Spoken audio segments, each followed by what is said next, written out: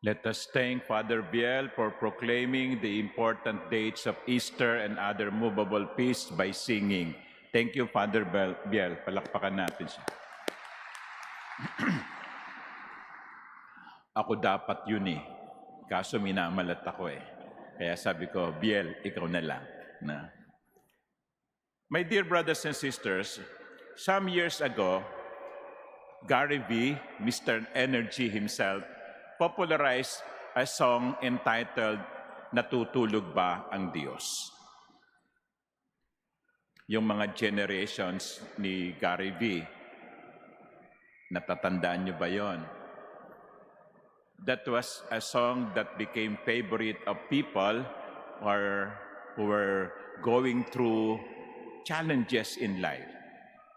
People who are burdened by trials, and they ask, is Jesus or God sleeping? Natutulog ba ang Diyos? This morning, I propose another question. Nagtatago ba ang Diyos? Nagtatago ba ang Diyos? And the very clear answer to that question is found in the feasts of today and in the readings. Today we celebrate the solemnity of the Epiphany of the Lord. Epiphany is a Greek word which means manifestation. Sa Tagalog, pagpapakita. Kapistahan ng pagpapakita ng Panginoon. So dun pa lamang sa salitang iyon, pagpapakita, sinasabi na sa atin na hindi nagtatago ang Diyos. Katunayan, ibinubunyag niya ang kanyang sarili. Katunayan, nais niyang ipakita ang kanyang sarili. Sa Ebanghelyo narinig natin ang kwento ng mga pantas na hinahanap ang Diyos, hinahanap ang bagong silang na hari ng mga Hudyo. Hindi nagtago ang Diyos, hindi nagtago si Jesus. Katunayan, para siya matagpuan, nagsugo siya ng tala.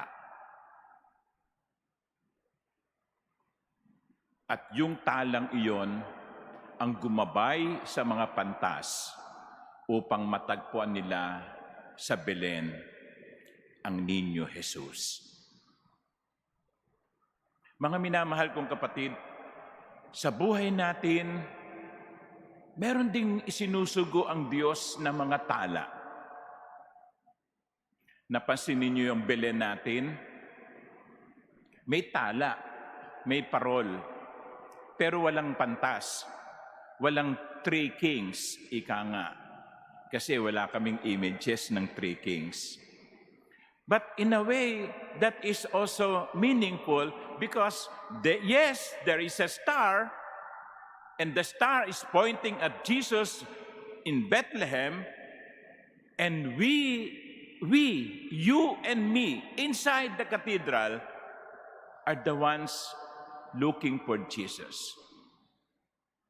Just look at the star, and you will find where Jesus is. Alam nyo, sabi ko nga kanina, sa buhay natin, maraming mga tala na ipinadadala ang Diyos. Halimbawa, ang inyong mga magulang. Sino ang unang nagdala sa inyo sa simbahan? Sino ang nagpabinyag sa inyo? Sa atin. Hindi ba't ang ating mga magulang? Kahit po ngayon, meron tayong makikitang mga nanay, mga tatay, no? Dala-dala ang kanilang mga sanggol, dala-dala ang kanilang mga anak. Ayun, no? Naglalakad si tatay, dala ang kanyang baby, no? Galing sa restroom. No? Hindi ba't silang nagdadala sa atin sa simbahan? Sila ang mga tala. Paano natin natagpuan si Jesus? Una, sa pamamagitan ng ating mga magulang. Kaya yung mga magulang na narito, lagi ko itong sinasabi, the primary and first teacher of religion of children are the parents. Kayo, mga nanay at tatay, ang unang religion teachers ng inyong mga anak.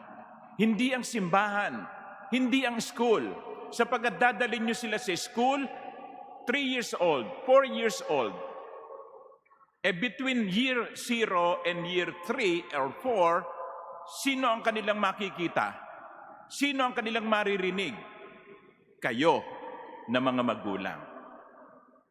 Kaya ang tanong ay ito, saan nyo dinadala ang inyong mga anak? Saan nyo ginagabayan ang inyong mga anak? Patungo saan? Anong naririnig sa inyo? Anong nakikita sa inyo? Yung bang nakikita sa inyo at naririnig sa inyo ay magdadala sa kanila kay Jesus? You know, there are parents who do not bring their children closer to Jesus but far away from Jesus.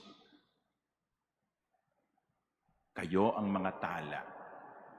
So, yun ang ating unang mga tala, ang ating mga magulang. Sino pa?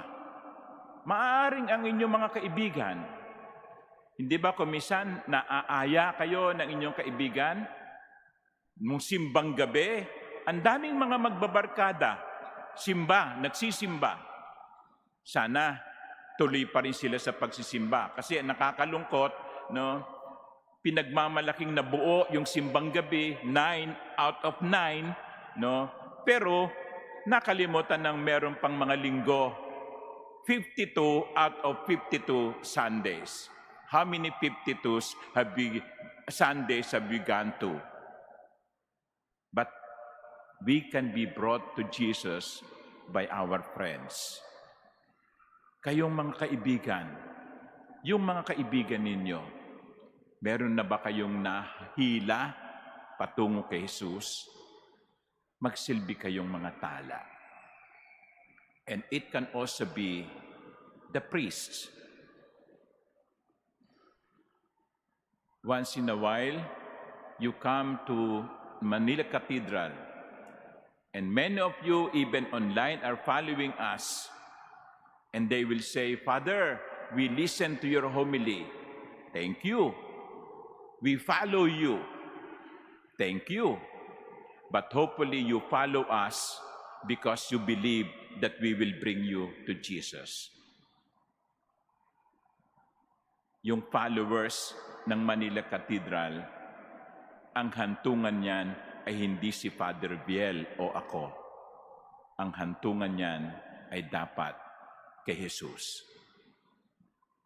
So, mga minamahal kong kapatid, sino-sino yung mga tala sa ating buhay na dapat nating sundan sapagkat maghahatid sila sa atin kay Kristo. But not only persons. Stars can also come in the form of events, happenings in our lives. What important event that happened in your life brought you to Jesus? Alam niyo, kumisan, kahit na yung mga malulungkot na pangyayari sa buhay natin, pwedeng maging tala upang maghatid sa atin kay Kristo. Huwag tayong sumama ang loob sa Diyos kapag may hindi magandang nangyayari sa buhay natin. Kapag may malungkot na nangyayari sa buhay natin, sapagkat yung pangyayaring iyon ay pwedeng maghatid sa inyo kay Kristo. God is so wise that even tragedies can be occasions that will bring us closer to Him. So mga minamahal kong kapatid, buksan natin ang ating mga mata, ang ating mga puso at ang ating isip upang makita natin na sa buhay natin ang Diyos na hindi nagtatago ay nagpapadala sa atin ng mga tala upang makita natin siya. Pero mga minamahal kong kapatid, hindi lahat ng tala dapat sundan. Kasi pwedeng sa buhay natin merong mga Herodes. Merong mga Herodes, people who seem to be caring, but they don't care. Like Herod. Herod told the Magi, okay, pag nakita ninyo, come back to me and I myself will worship. Fake news yun. Hindi yun sincere. And there are people that will come our way that will appear like they are caring, but they are not. Pretending to be our friends, but they are not. Let us also be careful. Alam nyo, dapat marunong tayong kumilatis. I like that word, kumilatis. Kumilatis ng totoo at hindi. Sa buhay natin, merong mga magpapanggap na gabay. Kumisan, malapit na kaibigan, malapit na kamag-anak. Kumisan, kasama sa trabaho, akala mo concern.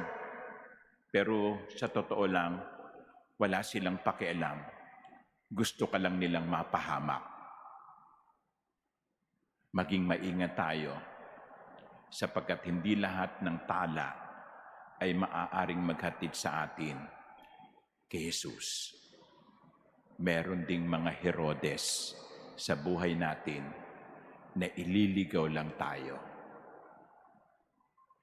Kaya ang importante, marunong tayong kumilatis. And finally, once we have found Jesus in Bethlehem, just like the Magi's, let us ask ourselves, what do I bring as my gift? What do I offer as my gift? Kapag natagpuan na ninyo si Jesus, ano ang alay ninyo sa Kanya? Alam nyo, yung ibang mga tao, no, nung matapos nilang matagpuan si Jesus, they become more fervent in prayer. They became more dedicated in going to church. Yung iba sa inyo, no, na-discover ninyo kung gaano kayo kamahal ng Diyos, kaya linggo-linggo nagpupunta kayo ng simbahan para magpasalamat. At ang sabi nyo, that is my offering to the Lord. Anong handog nyo kay Jesus matapos na siya'y inyong matuklasan? Ano ang hinihingi ni Jesus sa inyo bilang regalo?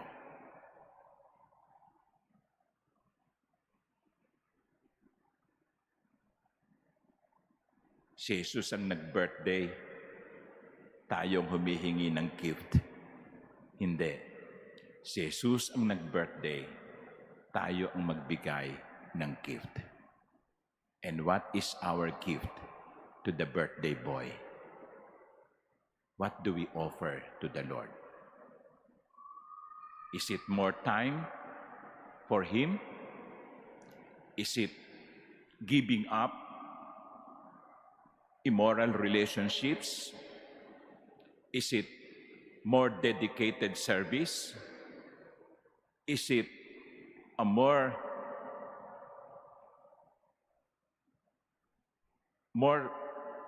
enthusiasm to love Him and follow His commandments? Ano ang hinihingi ng Diyos sa inyo upang ialay nyo sa Kanya? Once you have found Jesus, what do you offer as a gift? Hindi nagtatago ang Diyos. Nagpapadala siya ng tala upang siya'y ating matagpuan. Pero hindi lahat ng tala ay maghahatid sa atin sa Kanya. Matuto tayong kumilatis. At sa bandang huli, ano ang handog natin sa Kanya? Amen.